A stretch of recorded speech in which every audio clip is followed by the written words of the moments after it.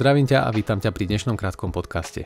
Názov tohto videa ti na prvý pohľad môže prísť možno trošku viacej clickbaitový ako pri mojich posledných videách, ale aj v tomto prípade, ako aj pri tých ostatných, to myslím úplne doslovne a vážne. Na začiatok teda na rovinu poviem, že neverím tomu, že sa medzi ľuďmi, čo pozerajú túto video, nájde jeden jediný človek, ktorý nechcel mať v živote niečo, čo nemá. Možno, že chceš mať viacej peňazí, alebo chceš vlastný biznis, možno, že chceš inú prácu, lepšiu prácu, možno, že chceš nové auto, možno vlastný dom, alebo lepší byt, možno nové hodinky, možno, že sa chceš nájsť v nejakej reštaurácii, na ktorú teraz nemáš peniaze, možno, že chceš ísť na nejakú krásnu dovolenku, možno, že chceš deti, alebo rodinu, alebo chceš súrodenca, ktorého nemáš. V podstate úplne čokoľvek. V každom prípade každý jeden človek, ja, aj ty, aj všetci ostatní niečo chceme. Je to úplne bežná ľudská vlastnosť, každý jeden človek chce niečo viac. Skús sa ale sám seba spýtať, ako dlho už toto vlastne chcem. Prečo nie som ani o krok bližšie, alebo prípadne iba o pár malých krokov bližšie k tomu, aby som to mal. Úplne jednoduchá odpoveď. Vždy sa totiž nájde nejaká prekážka. Určite to všetci poznáte, málo času, alebo deti, náročná práca, málo peňazí. Možno, že máš strach, bojíš sa, alebo si možno není istý, že tie veci alebo nápady, ktoré máš, môžu naozaj výjsť, alebo máš o tom pochybnosti a veľa ďalších vecí. Z toho ale vyplýva druhá otázka. Sú tieto prekážky naozaj niečo, čo by ti zabraňovalo v tom, aby si reálne išiel za tým, čo chceš? Je tvoj život naozaj natoľko ťažký, aby si sa denne vedel venovať 10 alebo 20 minút tomu, čo chceš dosiahnuť? 10 minút denne ti môže zo začiatku prísť úplne zbytočných, ale skúsi to zrátať dokopy. Za jeden rok by si sa svojím cieľom venoval okolo 60 hodín. Na týchto 60 hodín to je všetko, čo potrebuješ. 10 minút denne. Každý jeden deň. Za jeden rok ti týchto 60 hodín dokopy môže stále prísť málo, v každom prípade v porovnaní s človekom, ktorý stále svoje veci odkladá a ktorý sa stále nevie dokopať k tomu, aby niečo robil, je to zároveň o celých 60 hodín práce viac. Za tento čas človek stihne oveľa viac, ako keď každý deň iba rozmýšľa nad tým, ako by mu bolo dobre, keby mal niečo, čo nemá. Poďme sa ale dostať k pointe tohoto podcastu. Prečo by si mal začať hneď teraz? Odpoveď je úplne jednoduchá. Poďme sa spolu pozrieť na to, ako vlastne vyzerá dnešný svet.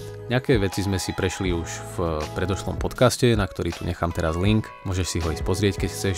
Tam sa trošku viacej bavím dopodrobne o peniazoch, o tom, ako fungujú peniaze. Lenže není to všetko iba o tých peniazoch, o ktorých som rozprával. Ide totiž o to, že svet sa za uplynulé roky veľmi nenapadne, ale zároveň veľmi dramaticky zmenil. Dosť veľa ľudí si všimlo, ako sa zrýchlilo tempo života, aká je veľká dynamika vecí, ako rýchlo treba riešiť veci, ako rýchlo treba vedieť reagovať na veci, ako rýchlo sa vyvíjajú technológie. Pekný príklad je napríklad to, kde bolo AI 3 roky dozadu, kde je AI teraz a ako sa dá využívať k tomu, aby ti to zarobilo peniaze. A veľmi veľa z týchto ľudí sa dokázali týmto, povedzme, že sťaženým podmienkam prispôsobiť. Vypovedá o tom aj to, že skoro každý jeden deň príde niekto s novým nápadom. Alebo prakticky aj každý jeden deň niekto na svete príde s nejakým novým nápadom. Niekto založí svoju vlastnú značku alebo firmu, niekto si zarobí svojich prvých 100 000, niekto uzavrie svoju prvú zákazku, niekto si dopraje to, čo tak dlho chcel. Každý jeden deň sa na svete nájde značné množstvo ľudí, ktorí si plnia svoje sny alebo svoje ciele, veci, ktoré chceli dosiahnuť. Sú to mladí ľudia, sú to starší ľudia, sú to starí ľudia, ale každý jeden deň je na svete týchto ľudí pomerne veľa. Druhá vec je, že ľudí je na svete stále viac a každý jeden z nich má nejaké ciele, ako som už hovoril predtým. Každý jeden z nich logicky po niečom túži a každý jeden z nich žije život a mnohí hľadajú príležitosti a možnosti. Čo to ale znamená pre teba, ako jedného človeka z tohoto 8 miliardového celku na tejto planete, na ktorej žijeme? Znamená to to, že každý jeden premrhaný deň je premrhaná šanca získať nejaký náskok pred ostatnými, ktorí tú šancu využijú. Ak sa budeš svojim cieľom venovať každý deň tých 10 minút, ktorých som spomínal, tak možno nepredbehneš človeka, ktorý sa im venuje 5 hodín, ale určite predbehneš človeka, ktorý sa im nevenuje vôbec. Z vlastnej skúsenosti ti viem povedať, že ľudí, ktorí sa svojim cieľom nevenujú vôbec, je oveľa viac ako ľudí, ktorým sa im venujú 5 hodín denne. Je to z úplne jednoduchého dôvodu, 5 hodín denne sa venovať veciam sa nie vždy dá pre každého nejakým spôsobom naplniť, minimálne hneď zo začiatku. Existuje v tom taký začarovaný kruh, ktorým si možno, že veľa z vás preskákalo, a ten začarovaný kruh je o tom, že keď máš nejakú prácu, ktorá ti zarába, tak máš málo času, a keď máš veľa času, keďže nemáš prácu napríklad, tak zase nemáš financie alebo nejaké prostriedky na to, aby si sa niečomu tých 5 hodín denne venoval. V zásade, keby sme si teda tento čas, ktorý ľudia strávia tým, že sa venujú svojim cieľom alebo nejakým svojim aktivitám alebo biznisu alebo takýmto veciam, pretvorili na nejakú metriku, tak by tá metrika vyzerala tak, že máme nejaké kategórie časové, čiže povedzme, že niekoľko ľudí sa venuje svojim veciam 10 minút denne, niekoľko ľudí sa venuje svojim veciam pol hodinu, hodinu, 2 hodiny, 4 hodiny, 6 hodín, bla bla bla. A keď si do toho dáme počet ľudí, ktorí sa v tejto konkrétnej skupine nachádzajú, tak v zásade to vyzerá tak, že o čo viacej hodín strávených tým, že sa niekto venuje svojim veciam, tak o to menej ľudí v tejto skupine je. Úplne obrazne teraz poviem, že 100 000 ľudí nevenuje svojim veciam vôbec žiadny čas, potom 70 000 ľudí venuje 10 minút denne tomu, aby sa niekde dostali, 40 000 ľudí venuje tomu 3/4 hodinu denne, aby sa niekde dostali a povedzme, že možno, že 500 ľudí tejto nejakej skupiny mojej vymyslenej trávi týmito vecami 5 hodín každý jeden deň. No a teraz prichádza rad na teba. Čím viacej času každý jeden deň dokážeš stráviť tým, aby si sa venoval svojim veciam, tak tým menej konkurentov v tej tvojej skupine sa bude nachádzať. Zostaňme teda pri tých spomínaných 10 minútach denne. Z týchto 10 minút sa ti skôr či neskôr začne dariť. Keď sa ti začne trošku viacej dariť, získaš viac času, dokážeš si na tieto veci vyhradiť viac času, aj budeš musieť, lebo z toho vyplýva viacej povinností. Keď sa ti začne viac dariť, budeš mať viac možností, keď budeš mať viac možností, vzniká z toho viac príležitostí. Samozrejme, jediné, čo ti k tomu nemôže chýbať, sú klasické klišé vlastnosti, ktoré každý omiela dookola a ktorých je každý už úplne prepočúvaný. Mám tým na mysli veci ako nevzdať to, dokopať sa k tomu aj keď sa ti nechce,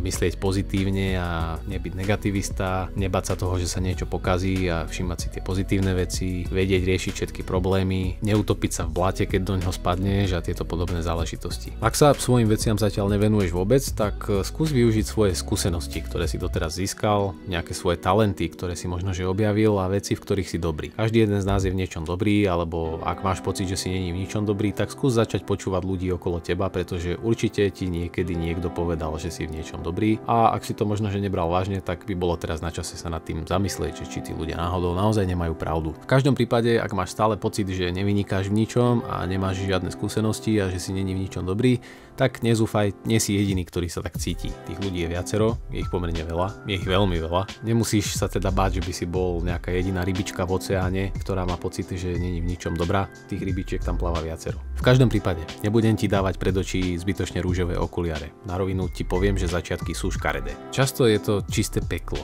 Je to ako keby si stal v čiernej tme s puškou v ruke a snažil sa trafiť terč, ktorý môže byť kdekoľvek v tej tmavej miestnosti okolo teba. Môže byť na strope, môže byť na stene, môže byť rovno pred tebou alebo rovno pod tebou a ty ho vôbec nevidíš. Alebo je to ako keď násobíš nulu akýmkoľvek číslom, vždycky ti znova vyjde len nula. Paradoxne poviem, že to ale vôbec nevadí. Ak stojíš v tmavej miestnosti s puškou v ruke a snažíš sa trafiť ten terč, tak strieľaj ako o život. Nábojov máš dosť. Život je dosť dlhý na to, aby si sa raz do toho terča trafil. Skôr či neskôr sa v každom prípade trafíš. Ak si sa zžil skôr s príkladom o násobení, tak sa nesnaž násobiť. Namiesto toho, aby si hľadal čísla, ktorými sa bude dať násobiť tá nula, tak skús nájsť číslo, ktoré sa bude k tej nule dať prirátať. Ak by to číslo, ktoré prirátaš k tej nule, bola kľudne aj jednotka, tak to vôbec nevadí, pretože ako náhle z tej nuly vytvoríš jednotku, tak násobiť sa potom bude už úplne inak. V každom prípade, aby si nemal pocit, že ti tu dávam nejaké nekonečné rady v nevysvetliteľných metaforách a nepoviem ti nič konkrétne, aká z tohoto vyplýva rada. V prvom rade sa neboj rozprávať s ľuďmi. Neboj sa ich pýtať veci, neboj sa s nimi komunikovať, neboj sa ich pýtať na ich skúsenosti a neboj sa stať takou ako keby špongiou, ktorá na seba nasáva všetky informácie okolo nej. V druhom rade sa neboj skúšať veci. Ak máš nejaký nápad alebo ak máš nejakú prelomovú myšlienku, alebo si aspoň ty myslíš, že je prelomová, tak sa neboj o tom zistiť viacej informácií, neboj sa o tom niečo si naštudovať a neboj sa to vyskúšať, investovať do toho nejaké peniaze, minimálne investovať do toho nejaký čas. Ak aj o to prídeš, ak z toho nebude nič, tak to vôbec nevadí, pretože budeš mať z toho skúsenosti. A skúsenosti sú oveľa hodnotnejšie ako tie peniaze alebo ten čas, ktorý by si ušetril tým, keby si to nevyskúšal vôbec. Pokiaľ budeš mať takéto napady a pokiaľ budeš chcieť vyskúšať takéto veci, no tak názory druhých ľudí si vždy vypočuj, ale nikdy ich neber vážne. Ostatní ľudia veľmi radi znechucujú druhým veci, hlavne ľudia, ktorí sú niekde zaseknutí alebo ktorí sa nevedia posunúť niekde ďalej, tak si nájdú 100 spôsobov, ako ťa od tejto veci odhovoriť alebo ako ti ju znechutiť natoľko, aby si to v prvom rade vôbec nikdy nevyskúšal. Ak sú tí ľudia aj tvoja rodina alebo nejakí tvoji dobrí kamarádi a povedia ti, že ti prajú, tak podvedome ti neprajú. Podvedome by chceli, aby si skončil presne na takej istej úrovni ako oni. Podvedome ťa nechcú vidieť, ako sa ti žije lepšie, ako sa žije im a nikdy ti to nepovedia. Buď si to uvedomujú a nepovedia ti to, lebo majú dosť rozumu na to, že vedia, že to len tak povedať nemôžu, alebo v tom horšom prípade si ani neuvedomujú, že takto rozmýšľajú. Preto hovorím, keď má niekto konštruktívnu kritiku alebo nejaké poznámky k tomu, chcete na niečo upozorniť, dobre, vypočuj si to, môžeš si z toho niečo zobrať, môžeš sa podľa toho zariadiť, ale veci typu vykašli sa na to, vôbec to nemá význam, pozri sa koľko ľudí už skrachovalo, pozri sa koľko ľuďom nič nevyšlo, vôbec to neber vážne. Keď chceš niečo vyskúšať, tak to proste vyskúšaj. Pokiaľ nemáš vo svojom okolí nikoho, kto by ťa vedel normálne podporiť a vedel by s tebou nájsť nejaké reálne riešenia, tak sa neboj napríklad napísať mne. Ja vždycky každému, kto začína s nejakým biznisom, veľmi rád pomôžem a nevidím v ničom nejaké problémy. Namiesto problémov hľadám riešenia. S takýmito vecami sa na mňa spoľahlo už viacero ľudí a týchto viacero ľudí do dnešného dňa neľutujú také rozhodnutie, ktoré učinili tým, že sa dali so mnou do spolupráce. V každom prípade dosť teraz o mne, o ponuke mojich služieb, ideme dokončiť podcast. Doplním teda ešte to, čo som hovoril. Pre týchto ľudí je oveľa jednoduchšie niekomu v niečom zabrániť, ako niečo vytvoriť. Poviem ti to v úplne jednoduchom príklade. Keď dvaja umelci malujú obraz a jeden umelec si všimne, že obraz toho druhého umelca je krajší, tak je preňho oveľa jednoduchou možnosťou obraz svojho v úvodzovkách konkurenta akokoľvek zničiť, ako namalovať niečo lepšie. V prvom rade, ak niečo lepšie namalovať nedokáže. Z toho teda vyplýva to, aby si vždycky maloval svoj obraz a ľudí, ktorí stoja okolo teba, si nevšímaj. Nechaj ich, nech sú divákmi, nenechávaj ich, nech ti do toho akokoľvek zasahujú, nedávaj im do ruky štetec, nedávaj im do ruky plátno, nedávaj im nič. Nechaj ich, nech sa pozerajú, nechaj ich, nech povedia svoj názor na to, ako tvoje umelecké dielo vyzerá, ale umelcom buď vždy iba ty sám. Ak si sa už stal začínajúcim umelcom a začal si svoj obraz malovať, tak ho maluj ďalej, budem rád vidieť raz výsledok tvojho umeleckého diela, rád budem vidieť, kde si začínal a rád budem vidieť, kam si to dotiahol. Ak sa ešte stále iba odhodlávaš k tomu, aby si niečo začal malovať, alebo ak sa k tomu stále nemáš, tak začni čím skôr. Alebo poviem to inak. Začni čím skôr je slabé slovo, začni hneď teraz, pretože času je málo a konkurencia je veľká.